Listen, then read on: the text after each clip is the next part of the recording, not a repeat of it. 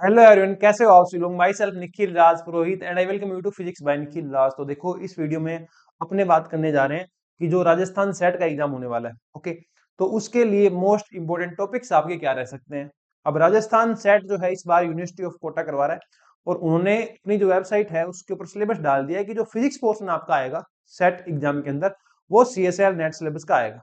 पहली बात क्लियर। अब CSIR नेट सिलेबस के अंदर भी क्या है कि पूरे सिलेबस से क्वेश्चन नहीं आते हैं। आपने कभी ऑब्जर्व किया हो, जिसने गेट एग्जाम दिया होगा, BARC एग्जाम दिया होगा, है ना, वहां CSIR नेट के सारे टॉपिक से क्वेश्चन नहीं आते हैं। हाँ, टॉपिक सारे ही मेंशन होते हैं, पर उन सारे टॉपिक से क्वेश्चन आपको वहां देखने को नहीं मिलते हैं। कुछ टॉपिक ऐसे हैं जिनसे बहुत ज्यादा क्वेश्चन आने की प्रोबेबिलिटी रहती है। आप ऐसे कर सकते हो कि 50-50 क्वेश्चन, 50-50% पोर्शन बांट लो। 50% सिलेबस ये है, 50% सिलेबस ये है। इस 50% सिलेबस से 80% तक क्वेश्चन आएंगे और इस 50% सिलेबस से 20% तक क्वेश्चन आएंगे। ठीक है, तो अपने जो ये 50% सिलेबस है जिससे 80% क्वेश्चंस आने के चांस है, थोड़ी सी इसकी बात अपने करने जा रहे हैं, है ना। तो इस वीडियो के अंदर अपने पास क्या है, CSIR नेट का सिलेबस है, जो आपका आर सेट का फिजिक्स पोर्शन का सिलेबस है, राजस्थान सेट का। इसके अंदर मैं वो टॉपिक आपको हाईलाइट कर दूंगा जिनसे क्वेश्चन आने की चांस क्या है, थोड़ी ज्यादा है। ओके, तो ये आपको पहले करने हैं, ये आपको पहले करने, ये आप कर लेंगे तो आपके काफी हाई चांस रहेंगे एग्जाम क्वालिफाई होने के। ठीक है, तो देखो अपने पास ये पार्ट ए है, कोर, और ये अपने पास पार्ट बी है। ओके, ये CSIR नेट का जो सिलेबस है उसके अंदर डिवाइड किया हुआ है, बट आपको हमेशा ये एक साथ ही पढ़ना है, चाहे मैथमेटिकल फिजिक्स हो और चाहे बाकी सब्जेक्ट हो। तो पार्ट ए पार्ट बी आपके लिए कोई पार्ट ए पार्ट बी नहीं है, आपके लिए सिंपल मैथमेटिकल फिजिक्स है। ओके, अब देखो इसके अंदर स्टार्ट करते हैं अपने। जैसे कि अपने पास जो वेक्टर वाला पोर्शन है, जो आप इलेक्ट्रोडायनेमिक्स में पढ़ते हो, वेक्टर वाला पोर्शन, उससे क्वेश्चंस आएंगे। ठीक है, जिसमें ग्रेडियंट होता है, कर्ल होता है, गाउस डाइवर्जेंस थ्योरी होती है, थ्योरम होती है, कोऑर्डिनेट सिस्टम्स होते हैं, तो उनसे क्वेश्चन आएगा, है ना। एक अपने पास मैट्रिक्स है, क्वेश्चन आएगा। अब मैट्रिक्स के ही बाकी पार्ट है, मैंने मैट्रिक्स पे हाईलाइट कर दिया, मतलब ये मैट्रिक्स टॉपिक ही है। ठीक है, अब इसके अंदर बाकी पार्ट है, जैसे कि केली हैमिल्टन थ्योरम है, मैट्रिक्स से रिलेट करती है, मैट्रिक्स का ही पार्ट है। आइगन वैल्यू है, मैट्रिक्स का ही पार्ट है। आइगन वेक्टर है, मैट्रिक्स का ही पार्ट है। पर आइगन वेक्टर निकालना आपसे मुश्किल पूछेंगे, आई डोंट थिंक पूछेंगे, तो आइगन वेक्टर को जो है मैं यहां हाईलाइट नहीं कर रहा। ठीक है, आइगन वेक्टर को मैंने यहां हाईलाइट नहीं किया है, मैंने यहां आपके वेक्टर एनालिसिस को, ठीक है, वेक्टर अलजेब्रा को और मैट्रिक्स कैली हैमिल्टन थ्योरम को हाईलाइट किया है, आइगन वैल्यूज को हाईलाइट किया है। उसके बाद आता है फर्स्ट ऑर्डर सेकंड ऑर्डर की लीनियर ऑर्डिनरी डिफरेंशियल इक्वेशन, है ना। ऑर्डिनरी डिफरेंशियल इक्वेशन मतलब जिसमें एक ही तुम्हारे पास वेरिएबल होगा, y is equal to f of x. X के रिस्पेक्ट में आप क्या करोगे, डेरिवेटिव करोगे, तो आपकी जो y की डिफरेंशियल इक्वेशन है वो क्रिएट हो जाएगी, है ना। तो यहां अपने पास क्या है, फर्स्ट ऑर्डर और सेकंड ऑर्डर की जो लीनियर ऑर्डिनरी डिफरेंशियल इक्वेशन है उनसे आपको क्वेश्चन देखने को मिल सकता है। ओके, स्पेशल फंक्शन से क्वेश्चन आएगा ही आएगा, काफी इंपॉर्टेंट पार्ट आपके पास ये है। ठीक है, इसमें भी कौन सा पार्ट नहीं ज्यादा इंपॉर्टेंट है, हर्माइट और बेसल। आप ये कह दीजिए हर्माइट और बेसल से ही आपका क्वेश्चन आएगा। लिजेंड्रे भी आप करना चाहो तो कर लेना, है ना, लगुरे से थोड़ा कम चांस रहता है। ओके, ये इतना है इसमें, बेसल से भी कम चांस है। लिजेंड्रे और हर्माइट ये आपके लिए पहले है। पहले कौन से हैं, ये मैं थोड़ा रिमूव कर देता हूं, है ना। आपके पास हर्माइट पहले है, ठीक है, और हर्माइट पहले आपके लिए और लीजेंड्री पहले है। ठीक है, फोरियर सीरीज से क्वेश्चन आएगा, फोरियर एंड लाप्लास ट्रांसफॉर्म से क्वेश्चन आएगा। ठीक है, कॉम्प्लेक्स एनालिसिस के अंदर क्वेश्चन आपके पास आएगा, कॉम्प्लेक्स एनालिसिस में पूरी है वो। ठीक है, पोल्स निकालना, रेजिड्यू निकालना, evolution of integral, complex analysis की हेल्प से जो CR इक्वेशन आएगी वो थोड़ी इंपॉर्टेंट है। कोचरी मान जो इक्वेशन आएगी आपके पास, इवोल्यूशन ऑफ इंटीग्रल जो है ना, ये आई थिंक नहीं आएगा आपके पास। ओके, एलिमेंट्री प्रोबेबिलिटी थ्योरी कम चांस है, रैंडम वेरिएबल कम चांस है। रैंडम वेरिएबल है ना, ये स्टैटिस्टिकल मैकेनिक्स में आता है, आपने पढ़ा हो तो रैंडम वेरिएबल जो है वो स्टैटिस्टिकल मैकेनिक्स में आता है, वहां से क्वेश्चन आ सकता है। ठीक है, प्रोबेबिलिटी से कम चांस है, बाइनोमियल से, पॉइजन से, नॉर्मल डिस्ट्रीब्यूशन से, सेंट्रल लिमिट थ्योरम से कम चांस है। ठीक है, तो ये जो मैंने हाईलाइट किए हैं मैं एक बार दोबारा हाईलाइट कर देता हूं, एक बार दोबारा देखना आप, कि अपने पास वेक्टर अलजेब्रा से आ जाएगा, ठीक है, मैट्रिक्स से आ जाएगा, कैली हैमिल्टन थ्योरम इसी का ही पार्ट है, आइगन वैल्यू से आ जाएगा, और फर्स्ट ऑर्डर सेकंड ऑर्डर की जो आपकी एलडी है ना, उससे क्वेश्चन आ जाएगा। स्पेशल फंक्शन में हर्माइट इंपॉर्टेंट है, लेजेंडरी ज्यादा इंपॉर्टेंट है, ये ज्यादा इंपॉर्टेंट है, बाकी भी इंपॉर्टेंट है पर ये ज्यादा इंपॉर्टेंट है। फोरियर सीरीज से फिर भी कम चांस है, फोरियर और लाप्लास ट्रांसफॉर्म से बहुत ज्यादा चांस है। ठीक है, ये मैं हायर प्रायोरिटी वाले कर रहा हूं, फिर अपने लो प्रायोरिटी वाले भी कर लेंगे, कोई दिक्कत वाली बात नहीं है। ओके, इवोल्यूशन ऑफ इंटीग्रल्स का चांस कम है। कॉम्प्लेक्स से आएगा, कॉम्प्लेक्स पूरी पढ़ लेना आप।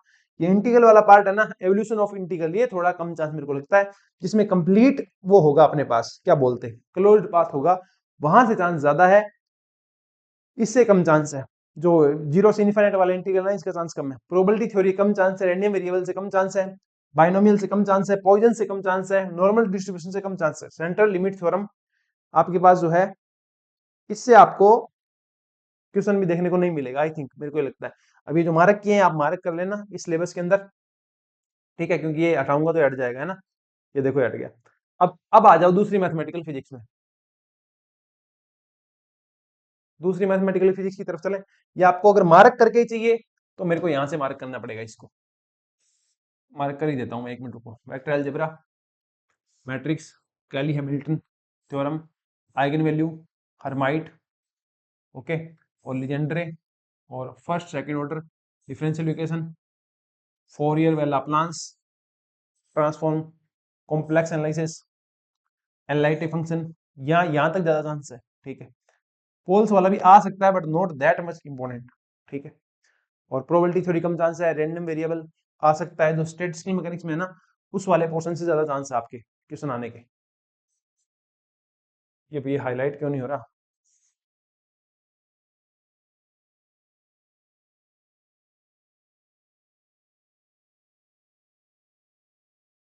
हाँ ठीक है, ये हो गया आपका क्या, पार्ट वन। ठीक है ना, पार्ट वन जो दिया हुआ है। सेकंड पार्ट जो आपका एडवांस वाला पार्ट दिया गया है, उसके अंदर मैथमेटिकल फिजिक्स से कम चांस है, ग्रीन फंक्शन से कोई ज्यादा चांस नहीं है। Laplace wave heat equation in 2 and 3 dimension नहीं, इससे नहीं आएगा। ये जो लाप्लास और पॉइजन ईडी में है ना, उनसे आ सकता है।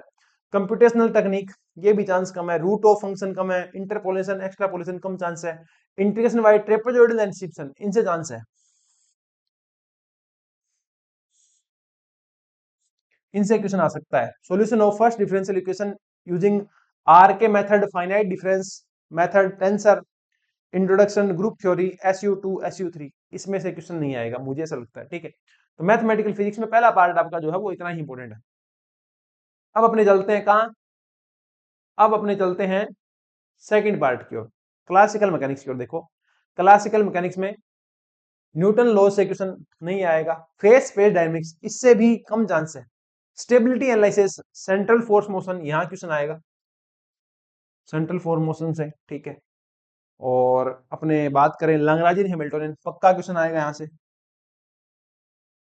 ओके, कंजर्वेशन लॉज आ जाएगा, साइक्लिक कोऑर्डिनेट ये आ जाएगा, ये सारा चला है ना, लैग्रांजियन हैमिल्टोनियन ही है, तो लैग्रांजियन हैमिल्टोनियन से क्वेश्चन आपको पक्का देखने को मिलेगा। स्पेशल थ्योरी ऑफ रिलेटिविटी है, इससे क्वेश्चन आएगा, ये पूरा उसी का ही पार्ट है। ठीक है, इनके फॉर्मूले फॉर्मूले वो देख लेना, उनसे आपका काम हो जाएगा। स्मॉल ऑसिलेशन से पक्का आएगा, नॉर्मल मोड से क्वेश्चन आ सकता है, कोई बड़ी बात नहीं है ना। कोलिजन वगैरह से कम चांस है, और moment of inertia tensor come chance है, स्यूडो फोर्स से कम चांस है, वेरिएबल प्रिंसिपल से कम चांस है। ये जनरलाइज्ड कोऑर्डिनेट वाला पार्ट है ना, ये लैग्रांजियन का ही है, तो लैग्रांजियन से ज्यादा चांस आपके क्वेश्चन के यहाँ रहेंगे। ओके, इसमें देखें, इसमें देखो तो देखो, dynamical system, phase space dynamics, stability analysis, Poisson bracket और कैनोनिकल ट्रांसफॉर्मेशन, पक्का क्वेश्चन आएगा, कोई नहीं रोकने वाला इसको। ठीक है, symmetry, invariance and Noether form, Hamilton and Jacobi theorem नहीं, बाकी से कम चांस है। पॉइजन ब्रैकेट और कैनोनिकल ट्रांसफॉर्मेशन से बहुत हाई चांस है। ओके, और अपने पास फेज स्पेस डायनेमिक कर सकते हो, अच्छा टॉपिक है, क्वेश्चन आ सकता है। ठीक है, तो क्लासिकल की बात हमने कर ली, है ना। इसके बाद अपने पास आ जाओ, इसके बाद है इलेक्ट्रोमैग्नेटिक थ्योरी। इसमें देखो, गाउस लॉ है, बिल्कुल क्वेश्चन आएगा, इसके एप्लीकेशन से क्वेश्चन आएगा। ठीक है, लाप्लास पॉइजन इक्वेशन है, मोस्ट इंपोर्टेंट है, पक्का आएगा। बाउंड्री वैल्यू प्रॉब्लम है, जब लाप्लास और पॉइजन में आप बाउंड्री वैल्यू लगाते हो, लिमिट लगाते हो, तो आपके ये बनते हैं। बाउंड्री वैल्यू के अंदर एक है कि जो इलेक्ट्रिक फील्ड है उसका कौन सा कंपोनेंट जो है वो कंटिन्यूस रहेगा, डिस्प्लेसमेंट वेक्टर डी है उसका कौन सा कंपोनेंट जो है वो पैरेलल रहेगा, कैसे रहेगा, मतलब कंटिन्यूस रहेगा, डिसकंटिन्यूस रहेगा, तो वो वाला भी इंपॉर्टेंट है। तो बाउंड्री वैल्यू प्रॉब्लम जो है वो भी आपके लिए इंपॉर्टेंट है। मैग्नेटोस्टैटिक में Biot Savart law, Ampere's theorem, electromagnetic induction काफी इंपॉर्टेंट टॉपिक है। Maxwell's equation in free space and linear isotopic medium most important है, क्वेश्चन देखने को मिलेगा यहाँ से। Boundary condition on the fields at interface, ये है तुम्हारा, मैं कह रहा हूं ना कि ई का जो पैरेलल कंपोनेंट है वो कंटिन्यूस रहता है और डी का जो परपेंडिकुलर कंपोनेंट है वो काफी इंपॉर्टेंट है अपने लिए, है ना, वो ये वाला है, ये आ गया। बाउंड्री वैल्यू प्रॉब्लम कौन सी है, लाप्लास और पॉइजन इक्वेशन जो है उन्हीं के ऊपर आप बाउंड्री लगा करके इलेक्ट्रिक फील्ड और पोटेंशियल कैलकुलेट करते हो, वो वाला है ये, ठीक है। और तो scalar and vector potential, Gauss invariance, scalar vector potential से हाँ थोड़ा सा ये आपको फाई दे के ई निकलवा लेंगे और फाई और ए दे करके आपको जो बी आता है वो निकलवा लेंगे, तो ये भी ठीक ठाक इंपॉर्टेंट है। Interference, coherence, dynamic of charge particle, static and uniform electric field important है कि चार्ज पार्टिकल है वो कैसे बिहेव करेगा स्टैटिक और यूनिफॉर्म इलेक्ट्रिक फील्ड के अंदर। इसमें थोड़े ये टॉपिक जो है वो ज्यादा इंपॉर्टेंट है, ये थोड़ा ऑप्टिक्स वाला पार्ट आ गया, यहाँ थोड़ा सा ये कम इंपॉर्टेंट है, ठीक है। डाइलेक्ट्रिक कंडक्टर है, ये आप पढ़ सकते हैं, अच्छा टॉपिक है ये, इंपॉर्टेंट कह सकते हैं। इसकी बात करें, इसमें आओ तो ये रहा, है ना, electromagnetic theory, dispersion relation in plasma कम चांस है, Lorentz invariance of Maxwell equation कम चांस है, transmission line and wave guide कम चांस है, radiation from moving charge very high chance, dipole and retarded potential, तो इससे भी काफी तुम्हारे ज्यादा चांस है, radiation from moving charge and dipoles and retarded potential, इनसे आपके ज्यादा चांस रहेंगे, है ना, ठीक है। वापस चलते हैं, नया सब्जेक्ट देखो, अब क्या है अपने पास, क्वांटम मैकेनिक्स है ना, जो कि भारी भारी सब्जेक्ट है तुम्हारे मेन। क्वांटम मैकेनिक्स में देखो कि अपने पास wave particle duality, Schrodinger equation, time dependent, time independent, eigen value problem, particle in a box, harmonic oscillator, ETC, ये तो पूरा ही इंपॉर्टेंट है। वेव पार्टिकल डुअलिटी से शुरू हो जाओ, Schrodinger equation, time dependent, eigen value problem, particle in box, ठीक है, हार्मोनिक ऑसिलेटर, ईटीसी, ये सारे इंपॉर्टेंट है। और tunnelling through a barrier, wave function in coordinate and momentum representation, थोड़ा कम चांस है इसका। Commutator and Heisenberg uncertainty principle, commutator तो आएगा, इसका हाइजेनबर्ग वाला पूछे नहीं पूछे कोई जरूरी नहीं है, कम्यूटेटर पक्का पूछेगा। ड्राक rotation for state vector motion in a central potential, orbital angular momentum पूछेगा, इनको मिक्स करके पूछेगा, कम्यूटेशन और ऑर्बिटल एंगुलर मोमेंटम को, है ना, कि एलएक्स एलवाई में क्या होता है, एलएक्स को एलवाई का अगर कम्यूटेटर तुम बनाते हो तो उसका रिजल्ट क्या आएगा, वो चीजें आपको पूछी जाएगी। Angular momentum, algebra, okay, spin, addition of angular momentum, ये आएगा, स्पिन मोमेंटम है, ऑर्बिटल एंगुलर मोमेंटम है, टोटल एंगुलर मोमेंटम है, वो किस तरीके से होते हैं, ठीक है। यहाँ से ये जो रिजल्ट है ना, स्टर्न गेरलैक एक्सपेरिमेंट है, क्यों काम आता है, ठीक है, बेसिक बेसिक फिजिक्स वाली वो चीज है, वो आपसे पूछी जाएगी। एच एटम से पक्का क्वेश्चन आएगा आपके पास, जो वेव फंक्शन है इसके ग्राउंड स्टेट के, उनसे मैंने पूछ लेगा। Time independent perturbation theory, time independent ही ज्यादा इंपॉर्टेंट है, डिपेंडेंट आपके लिए इतनी इंपॉर्टेंट नहीं है, ओके, ये वाली डिपेंडेंट है ना, इतनी इंपॉर्टेंट नहीं लगती मेरे को। इनमें ट्रिक्स है, वेरिएशनल प्रिंसिपल वगैरह इनमें ट्रिक है, वो ट्रिक आपके काम आ सकती है। आइडेंटिकल पार्टिकल आ सकता है, बढ़िया टॉपिक है, मतलब इंपॉर्टेंट टॉपिक है आप कह सकते हैं, ठीक है, इसको आप हाईलाइट कर लो। Pauli exclusion principle, spin statics connection, Fermi golden rule, selection rule, नहीं इसमें इतना इंपॉर्टेंट है, ठीक है। सेकंड पार्ट देखो, सेकंड पार्ट में कहाँ है क्वांटम मैकेनिक्स, थोड़ा सा ये रहा, ठीक है। तो स्पिन ऑर्बिट कपलिंग, ये आएगा भाई, एटॉमिक वाला सा पार्ट आ गया, ये इंपॉर्टेंट है। फाइन स्ट्रक्चर इंपॉर्टेंट है, W K B approximation, elementary theory of scattering, phase shift, partial wave, इनमें है ना फॉर्मूले हैं, फेज शिफ्ट हो गया, पार्शियल वेव हो गया, इन सब में तुम्हारे पास है ना फॉर्मूले हैं, ठीक है, वो फॉर्मूले हैं सीधे सीधे, वो देख लेना आप। रिलेटिविस्टिक क्वांटम मैकेनिक्स कम चांस है, केल्विन गॉर्डन कम चांस है, डिराक इक्वेशन नहीं chance, semi classical theory of radiation come chance है, इसमें क्वांटम मैकेनिक्स में आपके पास इतना ही है।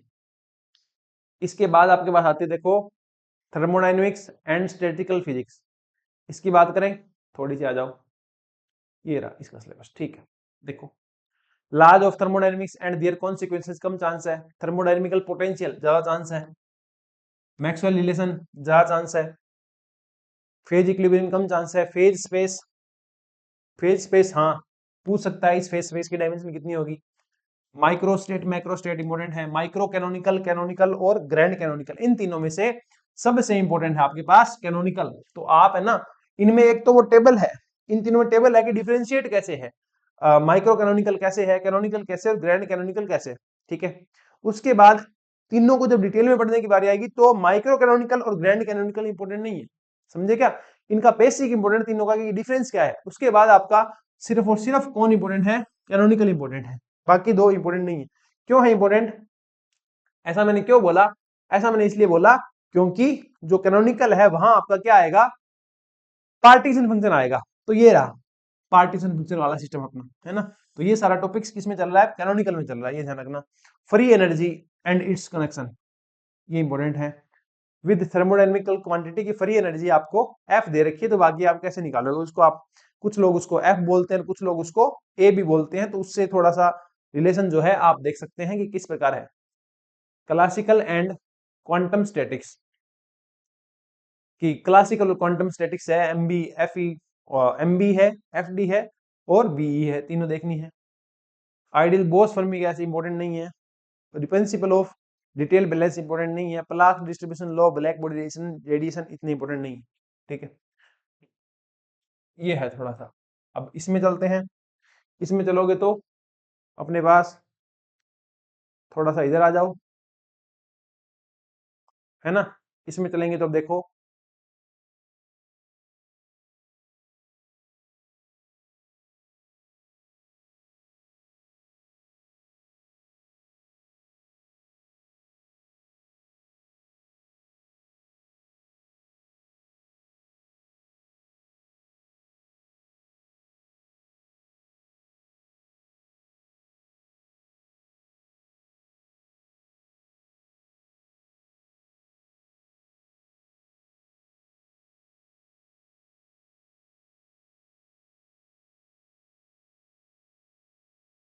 वो आपका मार्कर किया हुआ है ना, वो उड़ गया यहाँ से, आप देख लेना, है ना,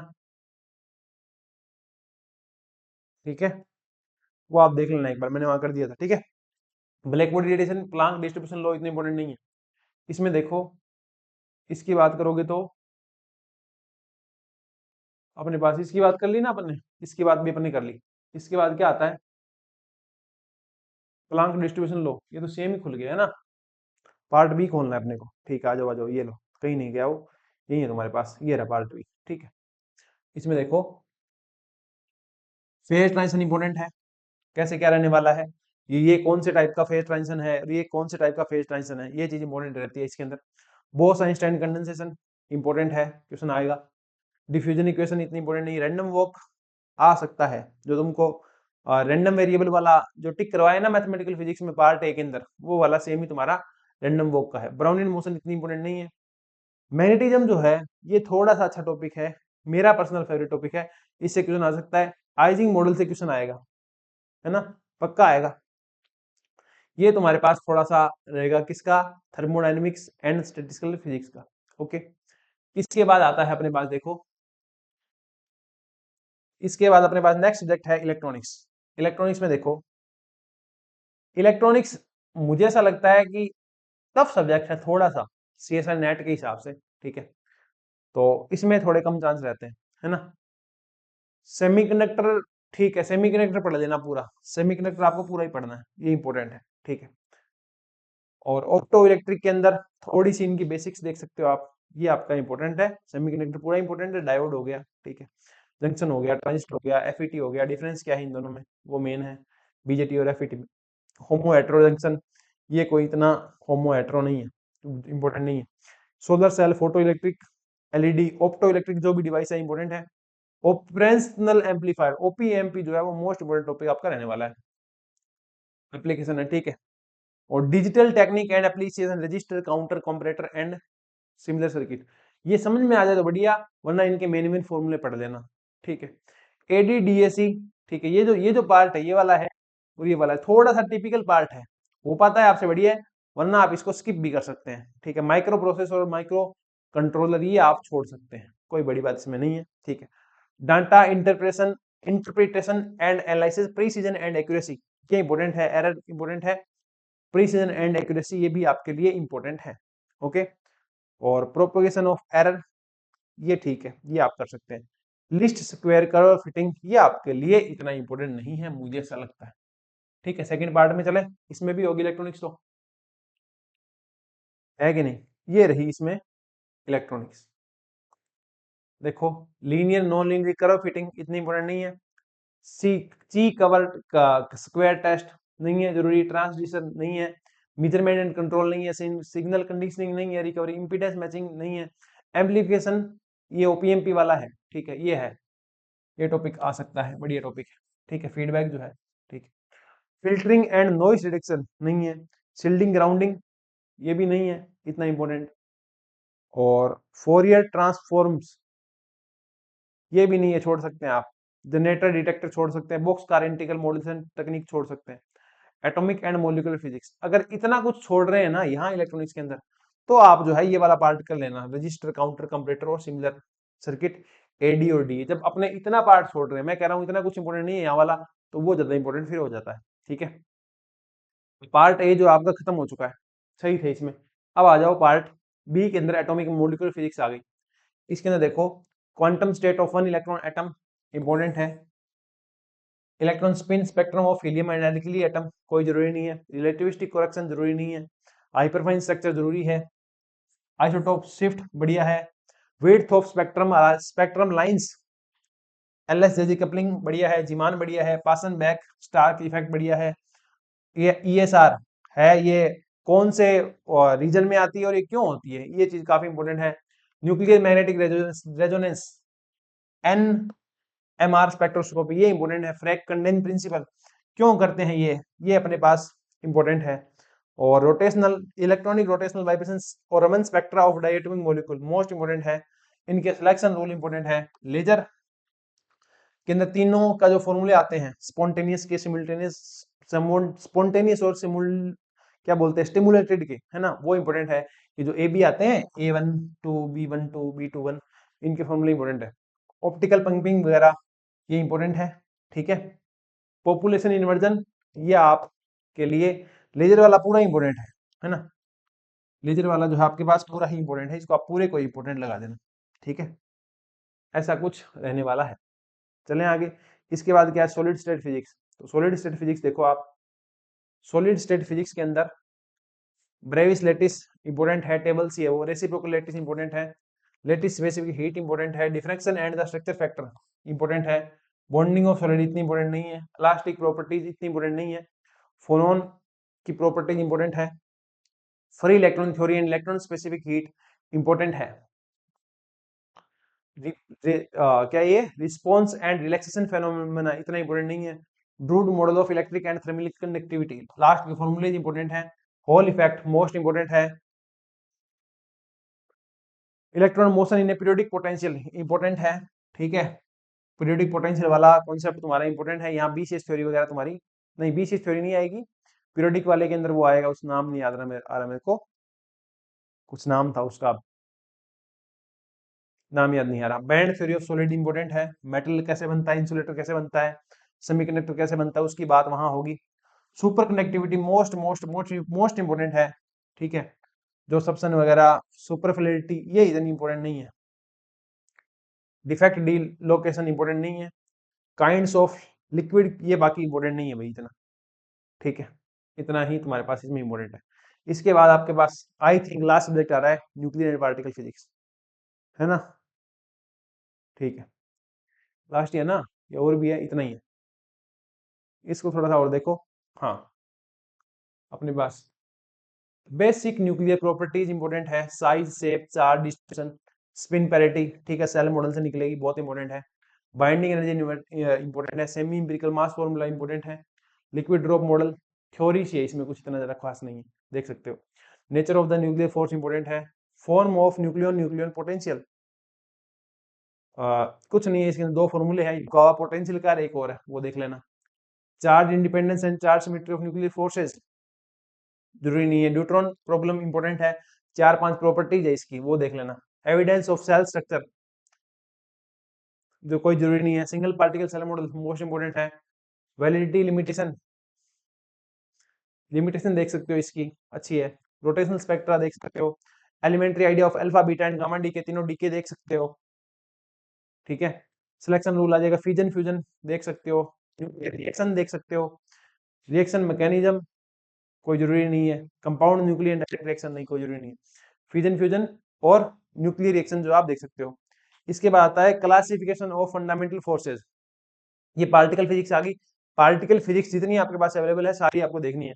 क्लासिफिकेशन ऑफ फंडामेंटल फोर्सेज, कौन से फोर्स हैं, elementary particle and their quantum numbers, charge क्या होता है, स्पिन क्या होती है, पैरिटी क्या होती है, स्पिन क्या होती है, स्ट्रेननेस क्या होती है, सारे आपको देखने हैं। गेल्मा क्या ये गेल्मा निशिज्मा लो, ये भी आपको देखना है। क्वार्क मॉडल आपको देखना है। बारियन एंड मेसोन देखने हैं। सीपीटी जो इनवेरियंस है वो आपको देखनी है। Symmetric arguments to particle reaction, ये आप देख सकते हो। पार्टिकल फिजिक्स तो पूरी देखनी है ना, parity, non conservation in weak interaction, बस ये आपको जो है वो सारी देखनी है। मैंने काफी काफी चीजें जो है वो हाईलाइट कर दी है, ठीक है। तो ये आप जो थोड़ी सी है वो देख लेना, ठीक है। ये सारे जो पोर्शन मैंने है वो हाईलाइट कर दिए कि क्या क्या इंपॉर्टेंट मुझे लगता है, ठीक है। इतना थोड़ा सा आप जो है इन चीजों को कंसिडर कर सकते हो। ये पार्ट आपको पहले करना चाहिए और इस पार्ट से आपको 50% से ऊपर क्वेश्चन देखने को मिलेंगे, बाकी पार्ट से आपको कम क्वेश्चन देखने को मिलेंगे, है ना। तो थोड़ी सी कंसिडरेशन आप ये लेकर के चल सकते हैं, है ना। और किसी को अगर आर सेट की तैयारी के लिए अपना बैच ज्वाइन करना है, टेस्ट ज्वाइन करनी है, तो अपना ऐप जो है फिजिक्स बाय निखिल राज, आप उसके थ्रू हमें ज्वाइन कर सकते हैं, है ना। इसके अंदर आपको दिख जाएगा। टेस्ट जब भी लॉन्च नहीं किए, हम लॉन्च कर देंगे 1-2 दिन के अंदर। बैच जो है वो अपना जो सेट का बैच है वो ऑलरेडी ऐप के ऊपर पेड बैचेज के अंदर अवेलेबल है, आप उसको ज्वाइन जो है वो कर सकते हैं। सेट फिजिक्स क्रैश कोर्स 2026, ये जो है थोड़ा सा आप देख सकते हैं, क्रैश कोर्स ही रहेगा। इसमें सारे जो टॉपिक्स हैं आपको करवा दिए जाएंगे, अच्छे क्वेश्चंस आपको करवाए जाएंगे जो आपके सेट एग्जाम के लेवल के होंगे, है ना। और आई थिंक ये तुम्हारा वर्थ इट रहने वाला है। इसमें टेस्ट सीरीज रहेगी कंप्लीट अपने सेट के लेवल के अकॉर्डिंग चलेंगे। ऐसा नहीं है कि अपने बहुत कुछ हायर लेवल की तरफ चलेंगे, मतलब नेट वगैरह के जो क्वेश्चंस वगैरह हैं वो आपको यहाँ इतने इंपॉर्टेंट नहीं है। गेट पीवाईक्यू के साथ यहाँ अपने प्रैक्टिस करेंगे, है ना। और आई माई बेस्ट कि ये ज्वाइन करने के बाद को बहुत ऐसे लगेगा कि सर बिल्कुल अपना रिलेवेंट कंटेंट था, है ना। आपने रिलेवेंट रहने की ट्राई करेंगे, ऐसा नहीं कि 11th-12th पढ़ ली या फिर सीएसए नेट से ऊपर का कंटेंट अपने पढ़ रहे हैं, है ना। थोड़ी सी ये ट्राई रहेगी। तो अगर आपको लगता है आपको इसकी रिक्वायरमेंट है तो आप देख सकते हैं, बाकी भी कोर्सेज आपको अपने अकॉर्डिंग चीजें लगे तो आप चेकआउट कर सकते हैं। कोई डाउट रहता है, क्वेरी रहती है, तो आपके पास व्हाट्सएप नंबर है 6350263164, है ना। 6350263164, इन पे मैसेज ड्रॉप करके आप अपनी जो क्वेरी है वो चेकआउट कर सकते हैं, ठीक है। इस वीडियो में इतना ही, मिलते हैं नेक्स्ट वीडियो के अंदर। कोई डाउट हो, कोई इशू हो तो आप कमेंट सेक्शन में भी बता सकते हैं, ठीक है। मिलते हैं नेक्स्ट वीडियो में, तब तक के लिए thank you, bye bye, take care, bye.